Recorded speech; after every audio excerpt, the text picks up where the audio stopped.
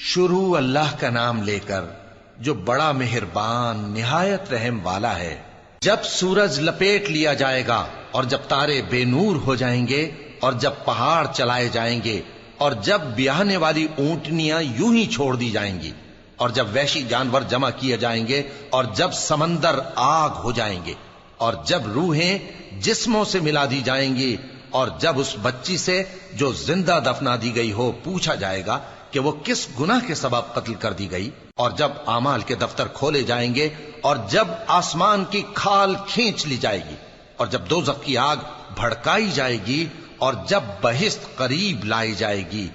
تب ہر شخص معلوم کر لے گا کہ وہ کیا لے کر آیا ہے۔ پس میں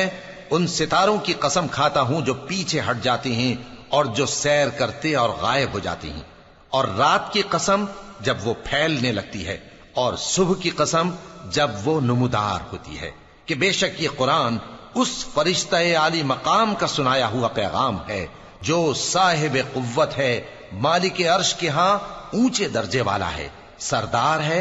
ساتھ ہی امانت دار ہے۔ اور مکے والو تمہارے رفیق یعنی ہمارے پیغمبر صلی اللہ علیہ وآلہ وسلم دیوانے نہیں ہیں، اور بے شک انہوں نے اس فرشتے کو آسمان کے کھلے کنارے پر دیکھا ہے، اور وہ غیب کی باتوں کے ظاہر کرنے میں بخیل نہیں، اور یہ کسی شیطان مردود کا کلام نہیں ہے۔ پھر تم لوگ کدھر جا رہے ہو؟ یہ قرآن تو تمام جہانوں کے لیے نصیحت ہے، یعنی اس کے لیے جو تم میں سے سیدھی راہ چلنا چاہے، اور تم لوگ کچھ بھی نہیں چاہ سکتے مگر وہی جو اللہ رب العالمین چاہے۔ صدق اللہ العظیم۔